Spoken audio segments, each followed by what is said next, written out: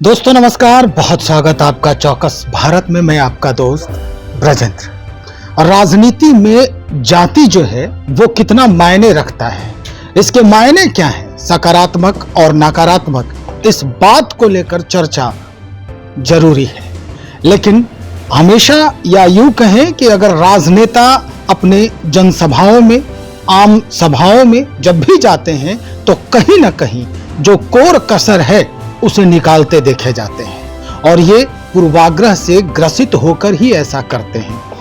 हाल के दिनों में अगर देखें तो जहानाबाद की जो घटना हुई उसमें जो बयान आए, इस पर काफी बवाल भी हुआ, लोग इस पर बयान भी दिए, कटाक्ष भी किए। स्थिति यही है।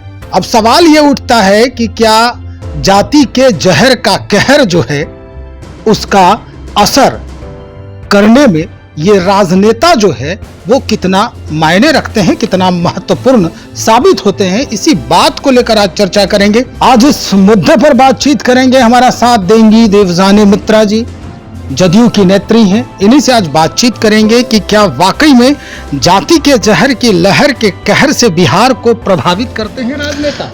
देखिए, सबसे बड़ी बात है कि कास्ट बेस्ड पॉलिटिक्स जो है वो, अगर मैं दोनों पक्ष को देखूं, एक पक्ष ये कहता है कि पिछड़े वंचितों के लिए जो सरकार की तरफ से जो अनुदान है, जो उनके एजुकेशन सिस्टम को चेंज करने की बात है या सबको मुख्य धारा में लाने की जो बात है, वो एक पॉजिटिव साइड है। लेकिन अगर मैं नेगेटिव साइड बोलूं तो इसमें डिस्क्रिमिनेशन भी है, इसमें लोगों को कॉर्नर भी किया जाता है।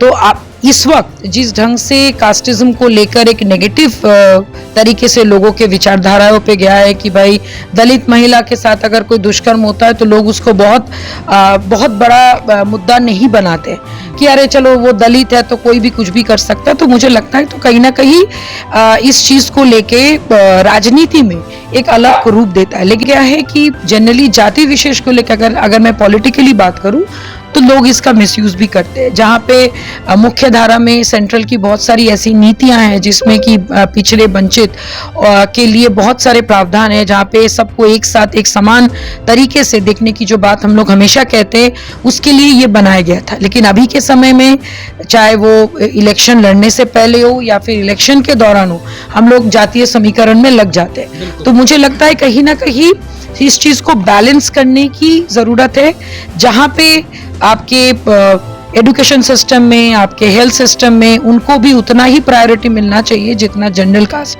आपका कौन सा जाति में जन्म हुआ है वो आपके हाथ में नहीं है। आप कोई भी जाति से बिलोंग करें, लेकिन आपका भी उतना ही समान अधिकार है जितना एक दूसरे जाति का। तो कहीं ना कहीं ये सोच मुझे लगता है कुछ ज्यादा ही हावी, अगर मैं देखूं तो ईस्ट इंडिया में या फिर ऐसे बहुत सारे और भी स्टेट हैं उसमें ज़्यादा होता है। स्पेशली अगर मैं बिहार से बिलोंग कर रही हूँ तो मैं बिहार के बारे में बात करूंगी। और मैं पिछले 17 सालों तो मैं यही देख रही हूँ कि कहीं पे भी आप नौकरी मांगने जाओ या कहीं पे भी आप बिजनेस करने जाओ, अगर आप उनके जाति के होते हो तो एक अलग एक सॉफ्ट कॉर्नर पैदा हो जाता है। लेकिन अगर आप जैसे ही बोलते हो कि आप ब्राह्मण, भूमिया या कायस्थ समाज से नहीं हो तो लोग आपको बोलते हैं अच्छा ठीक है, देखते हैं, कोशिश करते, होगा तो कर देंगे। तो मुझे लगता है ये सोच जो है ये ठीक नहीं है। तो कहीं ना कहीं मुझे लगता है कि हम सबको, जितने भी पढ़े लिखे लोग हैं, उन सबको ये सोच से बाहर आना। मतलब मानती हैं आप कि जाति का चश्मा पहनकर जो राजनेता होते हैं वो पूरी राजनीति को गंदा कर रहे हैं? देखिए, कहीं ना कहीं कुछ हद तक तो डेफिनेटली सच है। एकदम उसको हम लोग नजरअंदाज कर देंगे तो वो गलत होगा। हाँ, इसका गलत प्रयोग तो डेफिनेटली होता है और इसका अच्छा प्रयोग के लिए ये बनाया गया था, लेकिन लोग इसको अपने हिसाब से घुमाने की कोशिश करता है। अगर मैं कोई राजनीति दल के बारे में बात करूं, कुछ ऐसे लोग हैं जो MY समीकरण से बाप समीकरण तक आ गए, और हम लोग देखें कि कितना माई बाप का समीकरण वहां पे बैठाया जा रहा है। जबकि अगर मैं NDA के तरफ से हूं तो मैं बोलूंगी यहाँ पे हमेशा से एक ही नारा दिया गया है, सबका साथ, सबका विश्वास, सबका विकास के साथ चीजें हों। और क्योंकि और आप देख रहे हैं कि हर एक के लिए, चाहे वो हिंदू हो, मुसलमान हो, और हिंदुइज्म के अंदर जो इतने सारे कास्टों का विभाजन एक समय हुआ था, सबको अलग अलग काम बताने के लिए। ब्राह्मण जो है वो पूजा करेंगे, राजपूत जो है वो मैदान कर्मों के अनुसार जो है, कर्मों के अनुसार। लेकिन अभी वो कर्मों के अनुसार कम, और वो अपने अंदर में डिस्क्रिमिनेशन पैदा करने का जो सोच, मेरा नेता है, मेरा जात का नेता है तो हम उनको वोट देंगे। हम लोगों से ये सवाल करते हैं। अशोक चौधरी की बात हो रही है, जदयू के नेता भी हैं, मंत्री भी हैं राज्य सरकार के। अशोक चौधरी ने जिस तरह से बयान दिया उन्होंने स्पष्टता से कहा कि भाई भूमिहारों ने वोट नहीं किया है वहां जो कैंडिडेट थे जदयू के, और इसको लेकर काफी उन्होंने जो पूर्वाग्रह से ग्रसित होकर बोलना होता है उन्होंने बोला। और उसके बाद भूमिहार जो एक कास्ट जो है वो पूरा का पूरा अपना एक माहौल बना लिया और लगातार बयान आ रहे हैं। तो अब आप मानती हैं कि ये राजनीतिक चश्मा पहनकर राजनीति को ही गंदा किया जा रहा है? देखिए, सबसे बड़ी बात है कि अगर क्या कहते, चाहे वो अशोक चौधरी जी हो या कोई और बड़े नेता हो, इनके ऊपर सबसे बड़ी जिम्मेदारी होती है बिहार के कल्याण की। और जितना मैं उनके बारे में जानती हूँ, उनकी बेटी एक अच्छे कॉलेज से पढ़ी है, लेडी श्रीराम से पढ़ी है, खुद पढ़े लिखे, और उनके पूरी फैमिली को मैं पर्सनली भी जानती हूँ, बड़े शिक्षित परिवार से आते हैं। तो उन्होंने ऐसा किस लिए बयान दिया, मुझे लगता है कि वो उनका पर्सनल चॉइस है, उससे पार्टी के कोई भी लोगों का कोई सारोकार नहीं है, ना मेरा है। क्योंकि अगर मैं मान लीजिए एक जनरल कास्ट से बिलोंग करती हूँ, लेकिन मेरे यहाँ पे बहुत सारे ऐसे लोग हैं जो अलग अलग कास्ट से हैं, जरूरी नहीं कि वो अपर कास्ट ही हो, या फिर दलित भी हैं, अनुसूचित जाति से भी हैं। तो आप जो काम नहीं कर पाएंगे, माने आप एक दिन आपके घर पे अगर खाना बनाने वाली मान लीजिए नहीं आता है, तो आपकी कितनी हालत खराब होती है हम जानते हैं। लेकिन अगर कोई ऐसा माने जाती है जिनको पर्टिकुलरली बताया गया कि भाई आप इस काम को बेटर ढंग से कर सकते हो, तो डेफिनेटली हम लोग उनको वो सम्मान देना चाहिए।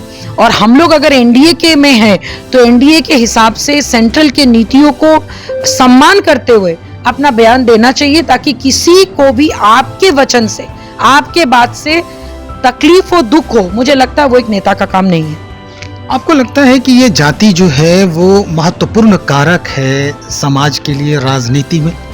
I don't think so, because हम लोग देखिए जब स्कूल या कॉलेज में पढ़ के बड़े हुए हैं, मेरे जितने भी फ्रेंड्स हैं आज तक मैंने कभी जाति पूछ के उनसे दोस्ती नहीं की, या फिर मेरे घर में जितने भी लोग काम करते हैं मैंने कभी उनसे जाति पूछ के काम नहीं किया। तो लेकिन मुझे लगता है कि ये पॉलिटिक्स में बहुत ज़्यादा इम्पोर्टेंस है। लेकिन अगर आप, या फिर शादी के टाइम पे भी बहुत लोग बहुत चीज़ मानते हैं, लेकिन अभी के टाइम पे तो लोग मान लीजिए इंटरकास्ट भी मैरिज करते हैं, मैंने भी किया है। तो इससे मुझे नहीं लगता है कि बहुत ज़्यादा लोगों को फर्क पड़ना चाहिए।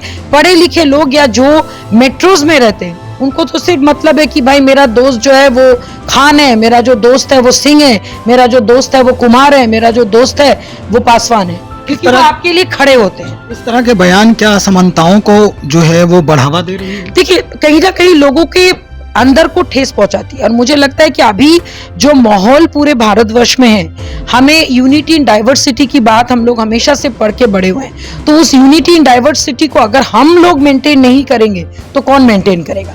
तो ये एज अ बड़े लीडर हो या छोटे लीडर, हम सबको वो लोगों के सोच को क्या कहते हैं, लोगों के एक माने आपके बात से किसी को आपत्ति ना हो, आपके बात से कोई महायुद्ध ना छिड़ जाए, इस चीज का ध्यान रखना बहुत जरूरी है। आखिर सवाल आपसे ये कि क्या जिस तरह का माहौल बना है, समीकरण बनते हैं, जातिगत बातचीत होती है, जहां जात वाले होते हैं वहां, हालांकि ये एक मामला बनता है कि वोटर्स को, जो अपने जात के वोटर्स हैं, उनको बहुत ज्यादा आकर्षित किया जा सकता है इस तरह के बयान दे करके, लेकिन ये सामाजिक असमानता को बढ़ावा देने में भी उतना ही महत्वपूर्ण रोल अदा करता है। क्या लगता है अब ये राजनेताओं को छोड़ देना चाहिए इस तरह के जो बयान है उनको? मुझे लगता है कि अब पुराना हो चुका है। अगर अभी के समाज में, या मुझे लगता है आने वाली पीढ़ी में, मुझे नहीं लगता है कि कास्टिज्म को लेके बहुत ज्यादा चर्चा हमारे आने वाले जनरेशन करने वाले हैं। अभी से ही लोगों ने इस चीज को बंद कर दिया, क्योंकि मैंने आपका जात पूछ के आपको मैंने इंटरव्यू नहीं दिया। मैं आपको भैया बोलती हूँ, आपको सम्मान करती हूँ, आपने मेरे साथ हमेशा से अच्छे से खड़े रहे, गलत को गलत बोला, सही को सही बोला। तो मुझे लगता है कि राजनीति में लोगों को भी समझना पड़ेगा, आपका जात का नेता आपके लिए क्या करता है वो आपको सोचना है। हमें ये देखना है कि हमको सबको लेके चलना है। तो मेरे लिए सबका साथ, सबका विकास और सबका विश्वास, यही नीति पे हम लोग चलते और हमेशा चलते रहेंगे। बहुत शुक्रिया जानकारी देने के लिए। देवजानी मित्रा बातचीत कर रही थी इस मसले पर हमारे साथ, जो फील वक्त जदयू की नेत्री भी हैं। स्पष्ट हो गया होगा कि क्या कुछ जो माहौल बना है जात पात को लेकर, इस पर क्या विचार लोग अपने ही दल में रखते हैं। तो चलिए और लोगों से बातचीत होगी और उसके बाद फिर हम आपसे मुखातिब होंगे। बने रहिए हमारे साथ। बहुत शुक्रिया आपका।